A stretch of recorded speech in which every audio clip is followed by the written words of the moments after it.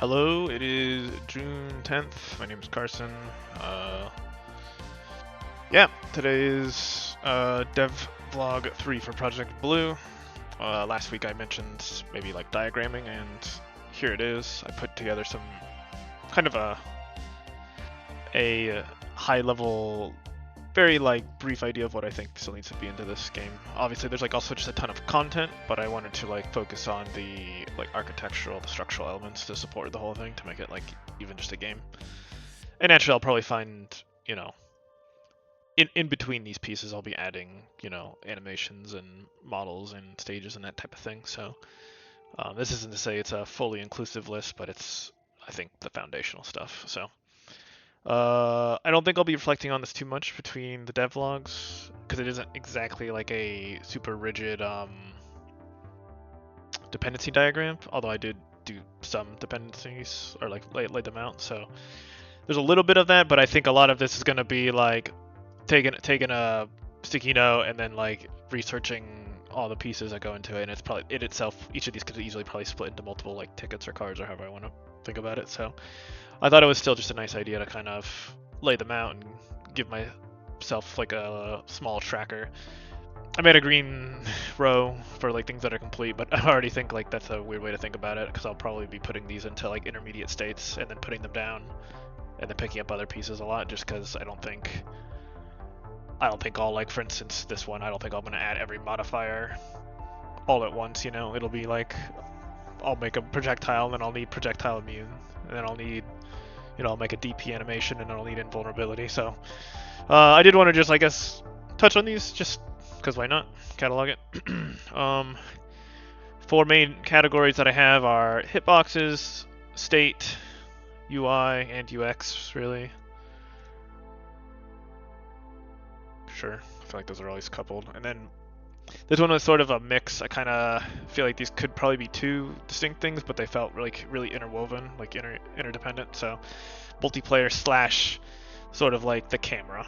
Um, so yeah, I guess just going through them in order like this, like hitboxes and state, I think are the two things that I've talked the most about thus far, and I'd say arguably like the chorus of the core for a fighting game. Some of the things I still need to address is for like hitboxes, like even before I talk about any of the work that I did this past week, are just like all the additional modifiers that go into a hitbox.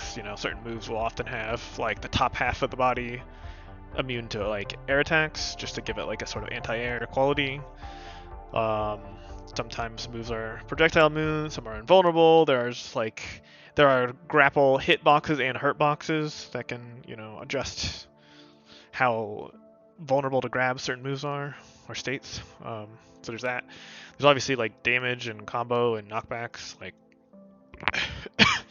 some moves will be launchers, and they'll start the combo. But right now there's no sense of that. So hitbox collision registration and nullification. So this is registration is actually something I worked on this week, and I kind of demoed that. But it's really just the idea that like prior to the week where I laid, I should say, this diagramming was all at the start of the week. This didn't exist. Prior to that, hitboxes were being drawn, but they didn't interact with anything. They just existed and then they stopped existing. So nullification, just the idea. I mean, I laid it out here, but like the idea that like you're not getting multi-hits from a single hitbox. I know that is like a common like pitfall of, not a pitfall really, but it's like the first like complication that a lot of collision registration runs into. It's like, okay, I've got this, if I have a bullet and I have a player and they intersect, I want to deal damage, but I don't want to have it like just do, and let's say I want the bullet to travel through the player, maybe it like penetrates or whatever. I don't want them to be getting hit for every frame that they're in contact. That's obviously like overkill.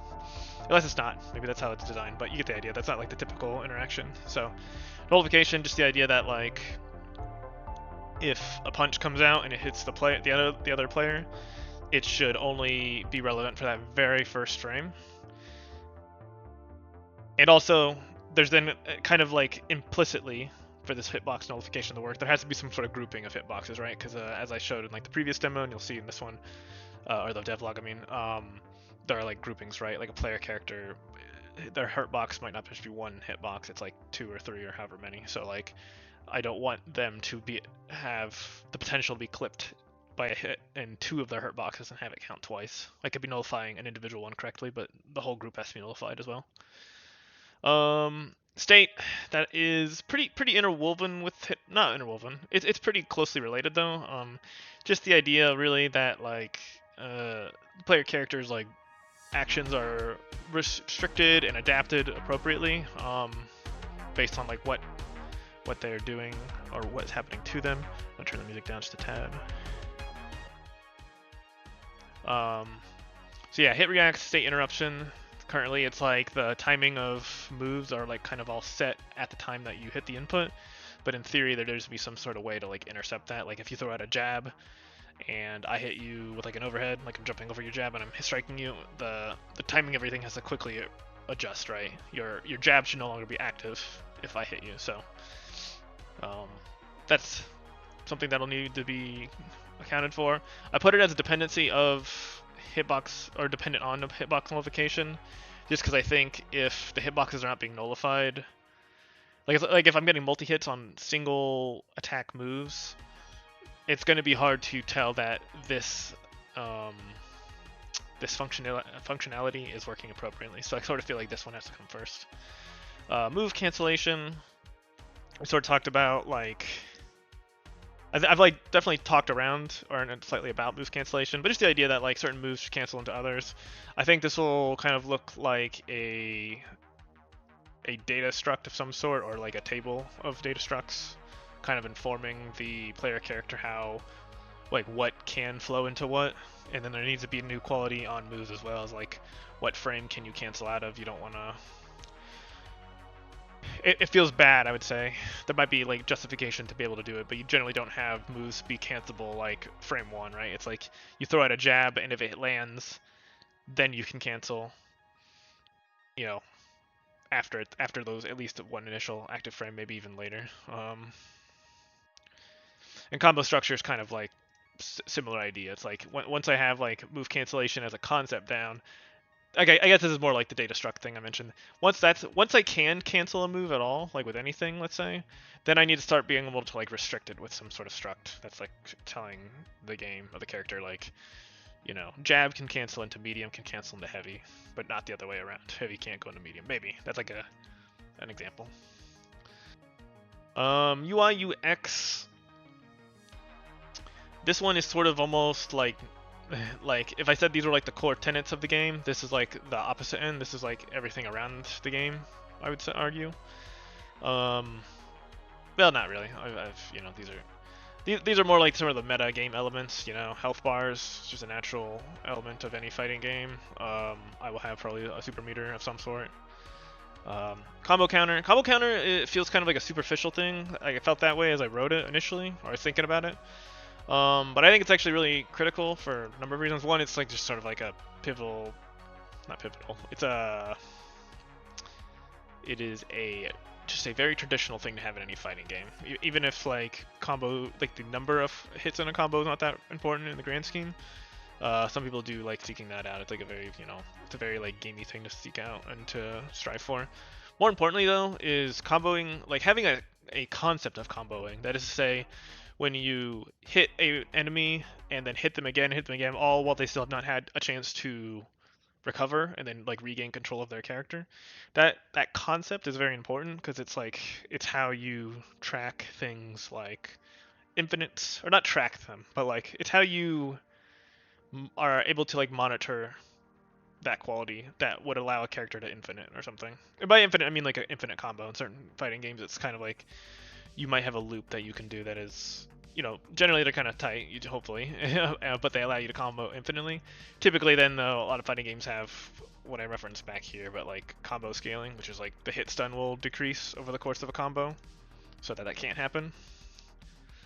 But obviously, in order to have combo scaling, I need to then have a concept of a combo. So, like, I'm not going to draw it because it'll just turn into a webby mess, but I honestly, like, combo structuring might be a dependency of at least that part of the hitbox values. So, yeah, so a combo counter, that'd be great. It'd also just be a nice debug tool, honestly, like as I'm trying to make sure things aren't like breaking, or like the state interruption and interactions are working as I would hope. Like having a counter would be cool, so long as I can trust it. health and meter, and then obviously menus. Menus is what I was kind of getting at when I said it's like the meta stuff. It's, you know, I drew it as like a wide rectangle because it's sort of just it's a vague allusion to a bunch of concepts that I'm just not going to touch on. You know, I need to have a main menu. I need to have stage select. I need to have character select. I need to have a screen where you like designate which player is left and right side of the screen. So yeah, multiplayer camera. Yep. There just needs to be a concept of like an actual second player right now. Up until this week, I do touch on this a little bit. There's only ever just been one player, and then I just have like an arbitrary point where the character like flips sides, but that's not really how it'll work. It'll be based on the other player. So, player positioning, adjust camera on stage edges, constrict movement. Yeah, so yeah, right now they're just on an infinite plane where they can just slide along. The camera doesn't dictate anything and it doesn't move. So basically, I just need player position to inform camera and camera to inform player movement. They just kind of have to talk to each other. Online multiplayer, similar ideas. The menus, it's like a huge thing that I'm not even gonna really touch on for a while, but it is something I'd love to have. A necessity, I'd say. But I don't even know where to begin. So that is the state of things. As I already kind of talked about. So this week I've touched on some hitbox stuff.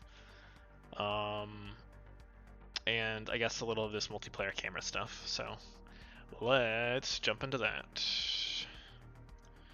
And let me pull up my notes.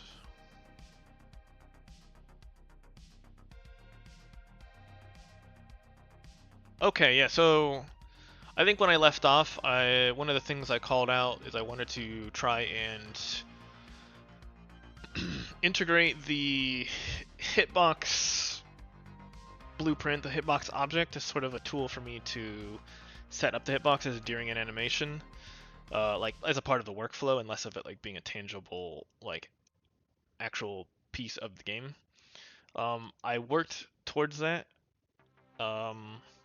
With some hiccups.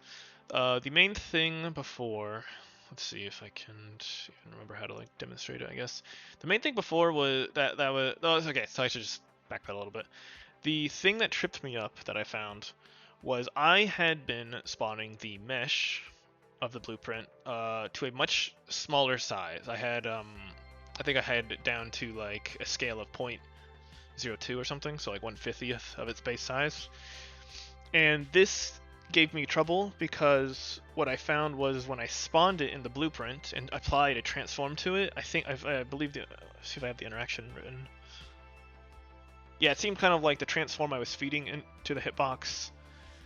So if I open Manny, spawn hitboxes. When I was doing this spawn hitbox, the transform, to my understanding, was kind of acting as a multiplier, so it sort of like maintained that 0.02 transform, and so that meant the hitbox transform that I needed to build here was like, I was doing transforms with a scale of like 30 or 40 or something, just to make it like a appropriately sized rectangle for a hitbox. When I then would go into the level sequencer and I would try and draw like a hitbox. Do I have one in here? Probably not, right? Yeah, I didn't try getting into the actual sequence. Before, basically the issue is I would drop this hitbox in, and it would actually, I would be overwriting the scale as I adjusted it. So like I would pretend I just squished it like that, like a hitbox will probably be about. If I wanted to like make the jab, so let's just do like this. What I found is that like I'm not like causing a multiplication of its existing scale. I'm actually just strictly overriding it, which this demo doesn't really show because as you can kind of tell, I'm like working my way to staying. Is that like what I ended up doing is I took away that 0.02 scale on the mesh itself, and I scaled down the actual object itself. Or no, I didn't scale down the object. I thought I considered that route, and I just went the way of like making the multipliers all like closer to 1. It felt like a wonky situation to like to make this tiny unit object, and then to just have really inflated scales, I was like, screw it, stick with like values that are kind of close to 1. So now, and then the importance of that was that like in the level sequencer, I would be getting values like this, like 1, 0.09, 0.5. Like I get these kind of large fractions of 1. And then if I wanted to translate it into what the BP spawn method was doing, like this build hitbox transform, it's like I needed to then like multiply everything by 20 arbitrarily, or 50 I mean, which was just kind of like, this is silly, So first thing I did was like refactor that. It's all, now they're looking at the same values. But that was like that was a headache to understand and figure out. Let's see.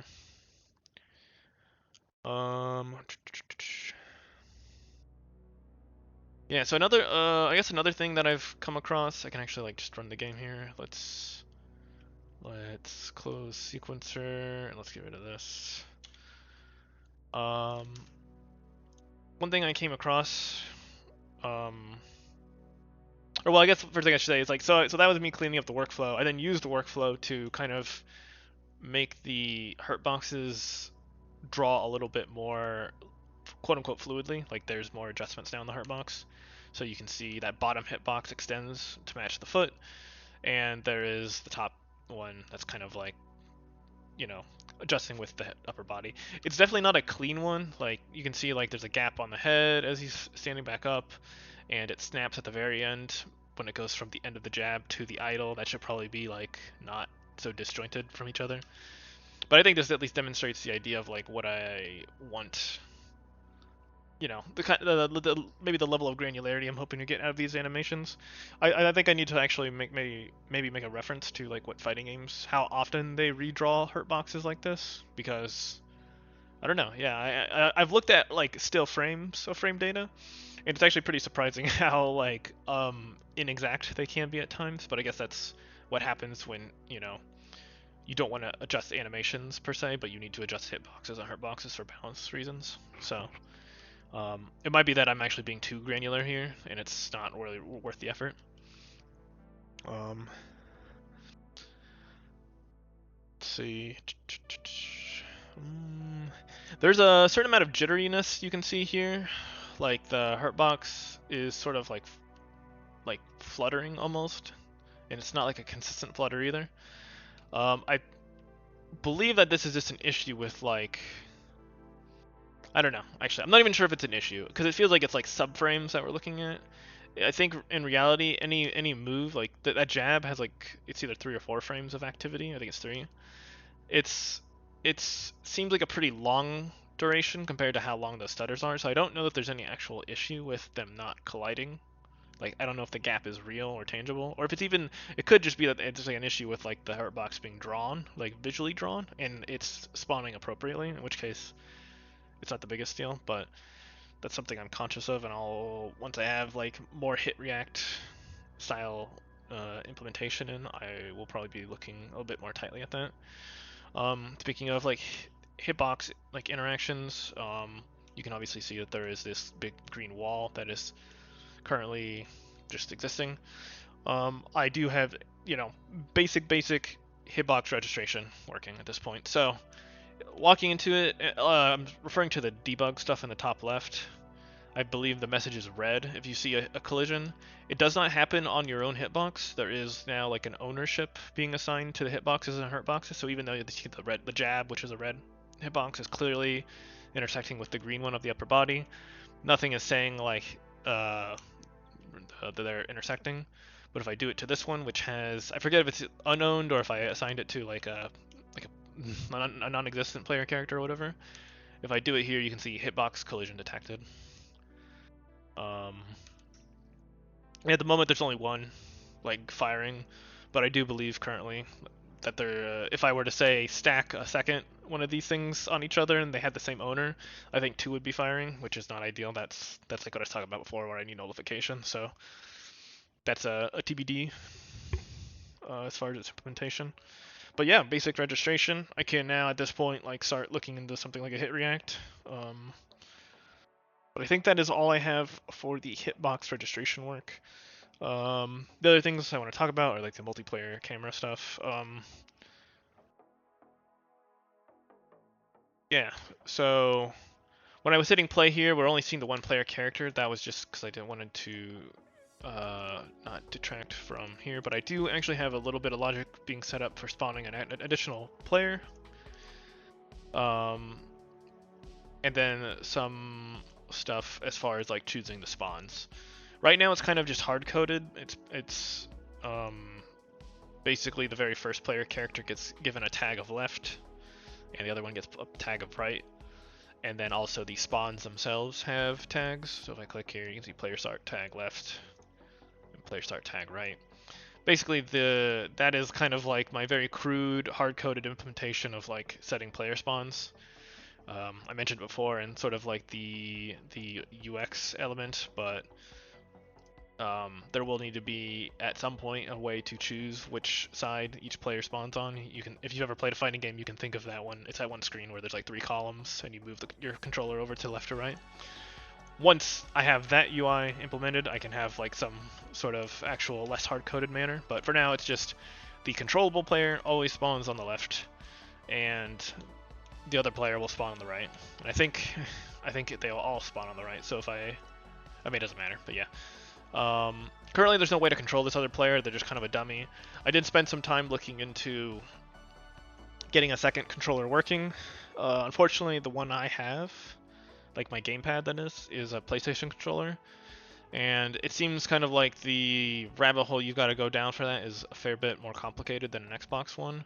I followed some online tutorials, both like text and video format, and I was not seeing what I needed to see as far as like reading inputs.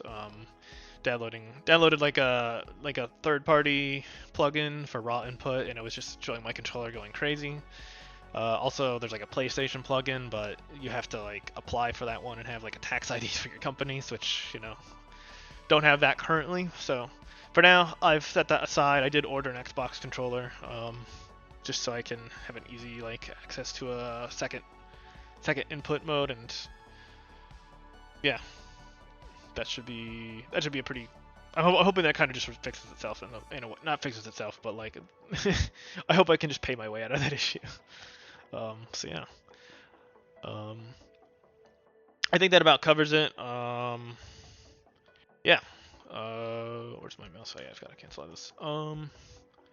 As far as like what I want to look at next, I keep saying it, but it just keeps getting kind of like pushed back for either the complexity of moving forward or smaller things like the multiplayer camera. But want to get like a hit reaction going. I want to start digging into this combo structure stuff. Move cancellation will be like I'm really interested in this hitbox state stuff. This is kind of like what drew me into like making a fighting game. I think the like this is like the meat and potatoes really. It's like having a sophisticated system for how you handle all of the states and moves that character can use. So look forward to that, and thank you for watching.